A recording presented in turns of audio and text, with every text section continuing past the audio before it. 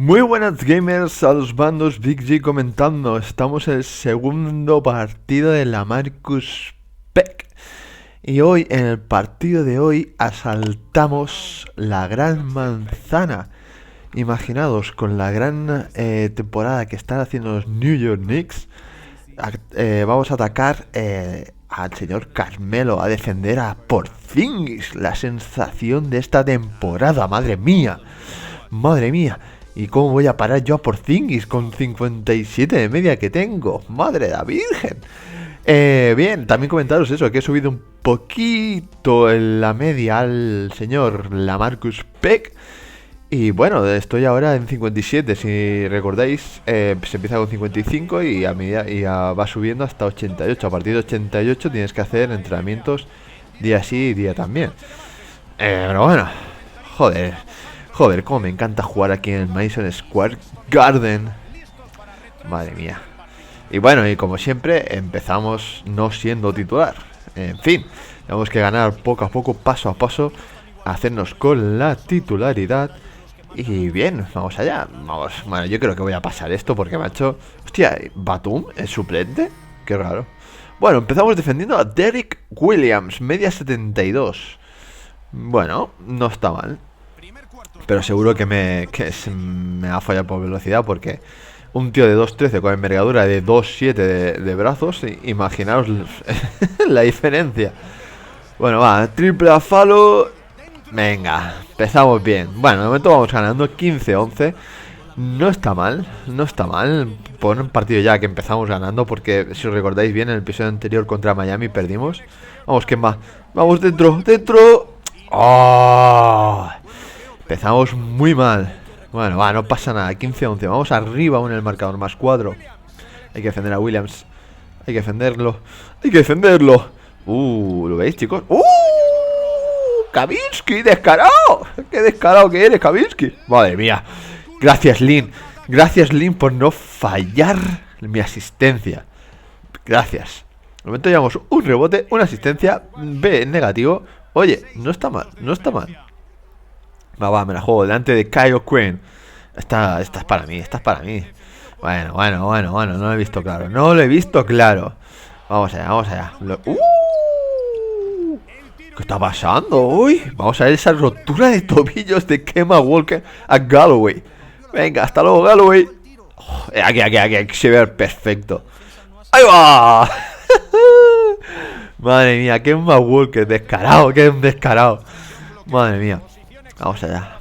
Hostia, Batum. Estoy jugando con Batum, bien. Batum, te estoy poniendo en bloqueo, tío. Batum. Es que, ¿cómo se nota que...? En fin. Vamos allá. Kyle Quinn, esas manitas, tranquilito, tranquilito. Bueno, vamos allá con los dos tiros libres. Bien, dentro el primero. Madre mía, es que cuando tiene un tiro libre tiene más suspense que las películas de Hitchcock. Vamos al segundo, dentro. Bueno, oye, 2 puntitos, 2 asistencias, 2 rebotes, nota de compañero B positivo. Oye, no está mal. Vamos allá, no tira. Bien, Galloway, bien. Bueno, no está mal. Vamos al... Bueno, voy a decir al descanso, no, al final del primer cuarto, 10 arriba. Ojito.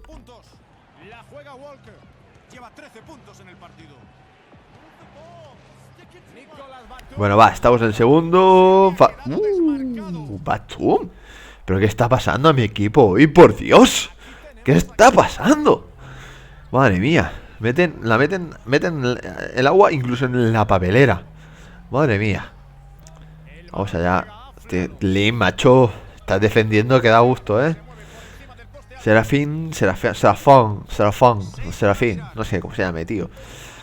4-3, se la comen, se la tienen que comer. Ese rebote es mío. Veamos.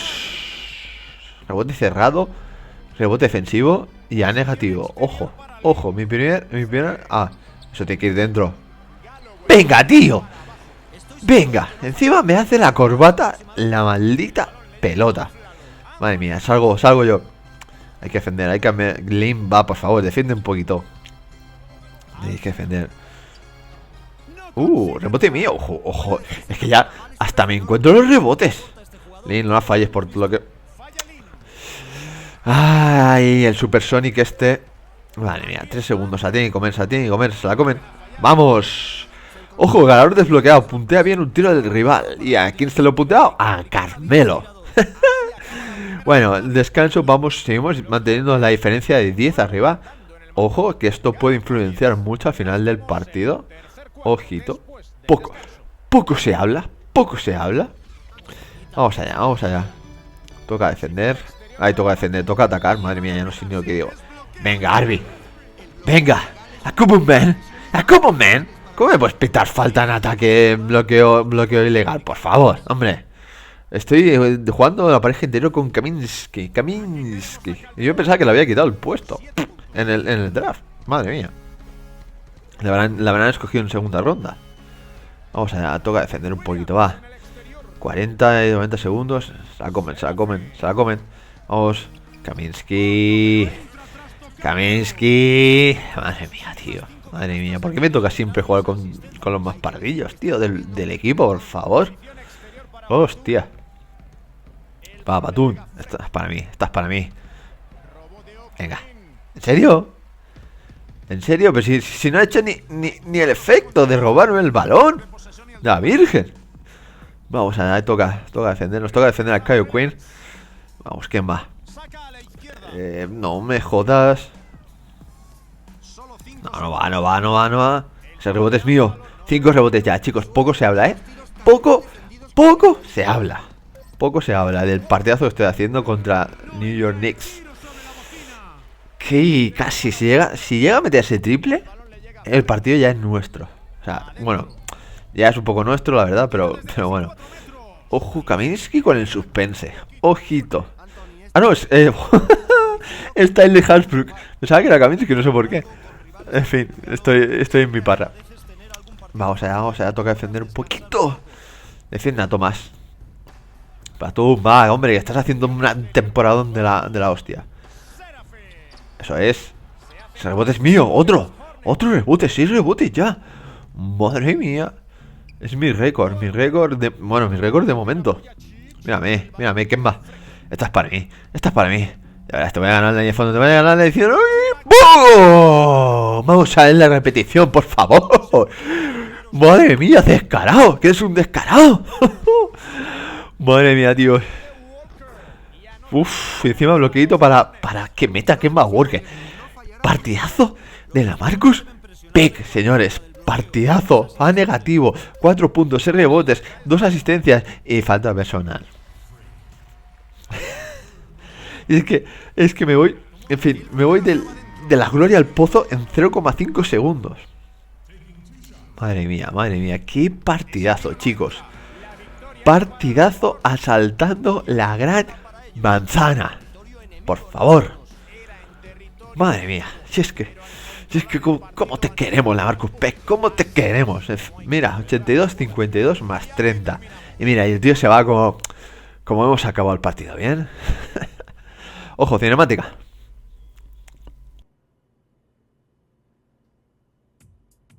What a life, eh, freak? 1 minute you're playing 21 and horse on the courts in Harlem, and the next moment you're in the showroom, configuring the gunmetal and graphite exterior of your luxury car and your iPad mini. Oh, I bet you get a crazy crowd when you drive that car around the block in the old neighborhood, huh? Yeah, I'm living the dream. Bad pandemonium, but folks from back around the way are real proud of me. Yeah, I hear you. Local kid makes good. You know, it kind of reminds me of when I took my tech stock public and I rang the New York Stock Exchange bell and my mom's friends called her up and said, "Maggie, is that your son on Bloomberg News this morning ringing the bell?" And my mom says, "Yes, sirree, Bob, it was him." That was a great moment, freak. And you know, our lives are like a pearl necklace of great moments, all strung together with the finest silk thread of memories. And we have to be very careful how we cultivate those pearls and we thread that necklace. Does this meeting by any chance have to do with Vic Van Leer? I grew up in the burbs, freak. I wasn't poor, upper middle class, comfortable. My daddy worked as an accountant for one of the largest insurance firms in the country. Smart with his money. Mom didn't have to work. I went to boarding school. And then my dad died of a heart attack when I was a freshman at MIT. I was a movie geek, wanted to be a civil engineer, but I made my fortune by becoming a hybrid of both those interests. My dad didn't want me to be an accountant. Oh, listen to this. My best friend was a guy named Isidore. Yeah, we called him Izzy. He was one of the smartest human beings I have ever met in my life. I mean, Izzy was taking second-year college calculus courses as a high school sophomore, right? Straight-A student, full ride to MIT. Izzy had the world at his fingertips. But he was always looking for trouble, and trouble found him. He ran with the wrong crowd. And when we got to MIT, he got this great job working for a financial consulting firm in Boston. But every weekend, he would fly to Vegas. You see, Izzy had a system for counting cards in Vegas that had the big casinos on the Strip. Oh, stymied. He would come back to MIT with suitcases filled with $200,000 in cold cash. What? Yeah. So your man Izzy was getting hit off like that? Like a fat rat in a cheddar cheese factory, freak. Okay, so what happened to this dude Izzy? Because he's dope. No, not dope. Dead. After he'd been missing for 3 weeks, the Nevada State Police never found hide nor hair of Isidore. And our friendship took a hit when he asked me to hang out with him in Vegas, and I said I wouldn't do it because I knew he was on a dark and twisted path in his life. And yes, he was my dude. But no way was I gonna throw my life away trying to show my loyalty to a guy who really and truly didn't understand what loyalty was all about. So this meeting is about Vic. Correctamente. Okay, well, sir, Vic isn't Izzy. And why's that, freak? Well, for one thing, you and your dead friend Izzy didn't grow up poor. Me and Vic grew up in a neighborhood where we had to look over our shoulder every 2 seconds to make sure nobody was going to walk up on us and rob us. True. Izzy and I did not grow up in the hood. But we, like you, thankfully grew up in a 2-parent household. But even that wasn't enough for Izzy. He wasn't satisfied. He was always looking for a 5-alarm fire when he already had the warmth and comfort of a loving family. This is not about class warfare, freak. This is about the consequences of making bad choices and risking it all when you feel like you have nothing to lose. Vic is like a brother to me, sir. But you shouldn't be Brother Vic's keeper, freak. Would a brother go looking for trouble and put your career and your livelihood at risk by getting into fights at nightclubs and seedy after-hour joints and then scream to the media, "Yeah, it's all good, I'm an FOF, friendo freak. It's all misunderstanding. Y'all be haters, don't hate my game." I don't think a brother would do that to someone they really cared about, but a guy who looked at you like a meal ticket would. No. See, you don't understand Vic. Really? I don't understand. No.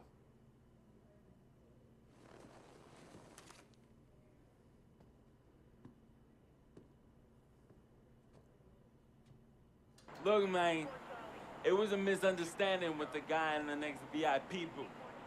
His honey started flirting with me, so naturally I started flirting back.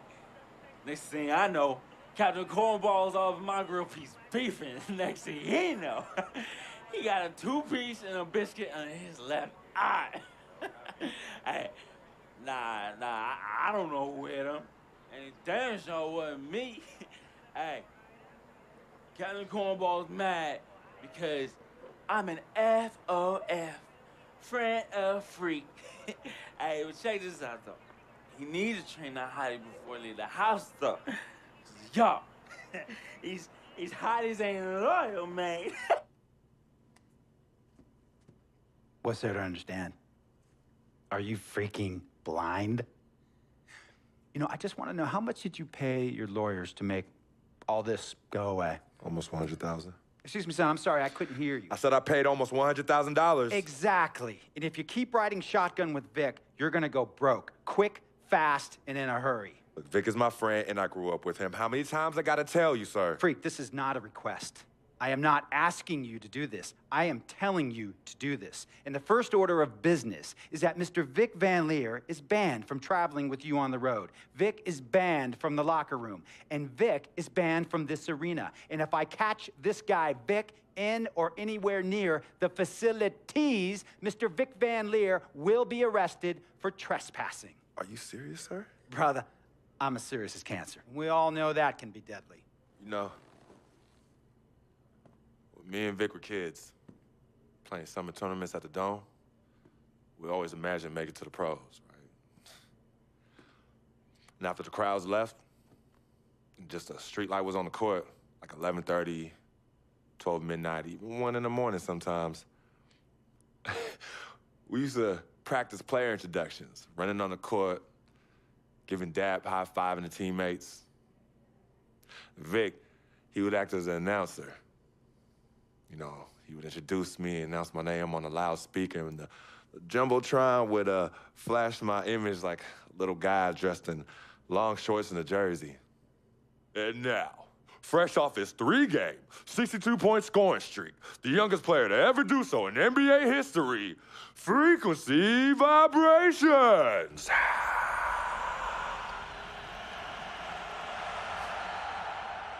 So me and Vic would sit in those empty bleachers at the Dome and dream like nobody's business.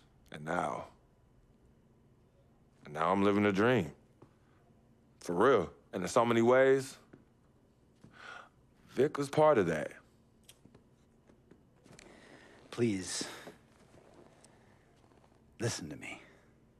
I mean, I know this guy's your dude from way back. Look, me and Vic go way back like the front seats of a 67 Cadillac.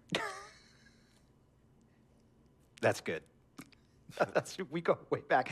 Did you say front seats? Front seats of a 67 Cadillac. We go way back like the front seats of a 67 Cadillac. Well, Jiminy Crickets. I'm gonna be the hit once again at Herbie Allen's Sun Valley Shindig because my fellow billionaires love it when I walk and talk that talk. So that almost sounds... No, let me tell you exactly what it sounds like. I respect, admire, and most importantly, love you as a human being and a role model. But I pay you a lot.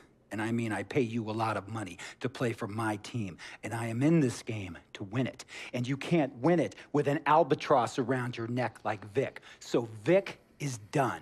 History. And here's some more lingo that I picked up from a former megastar who used to play for me several seasons ago. Thought I would never release him until I did. And now he's the 6th man on a struggling team in Venice. And yeah, I'm talking Venice with the canals and the gondolas and Harry's bar, not the street ballers next to the fortune tellers on the beach in Cali. This guy used to tell me when he thought there was a player destroying our team, don't be a hero, cut that zero. And that is what I am telling you about Vic, freak. Don't be a hero, cut that zero.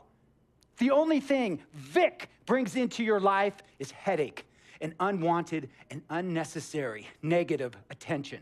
And it will begin to affect your mindset. And when it affects your mindset, it's gonna affect your play. And when it affects your play, it's gonna affect my team. And when it affects my team, it's gonna affect my money. And if it affects my money, Google Translate will become your new freaking friend. I want a championship ring, freak, and I want you to help me get that ring. And banners after banners hanging from the rafters in this arena. So, freak, hear me clearly and hear me good. V, G, Vic, gotta go.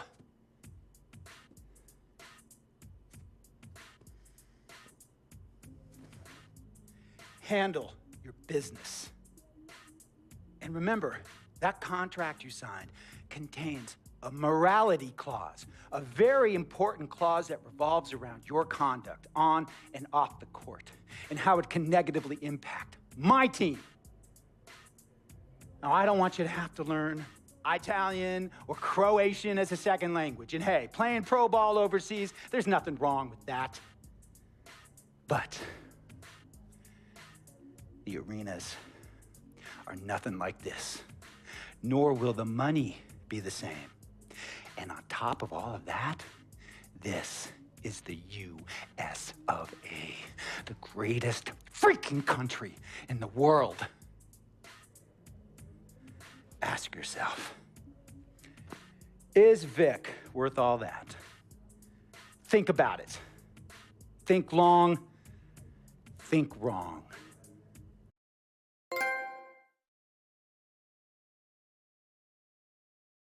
Tell you about Vic. He has his bad rap. It's not, and I understand some of his judgments might shadow his actual character. He's not that at all. Man, Vic, let me tell you something. We actually, we have love for each other. We're brothers. Blood couldn't make us any closer at all. I mean, he has so much loyalty to me and to my family. You can see even Cece, has issues with him, but he still loves her. He still loves her.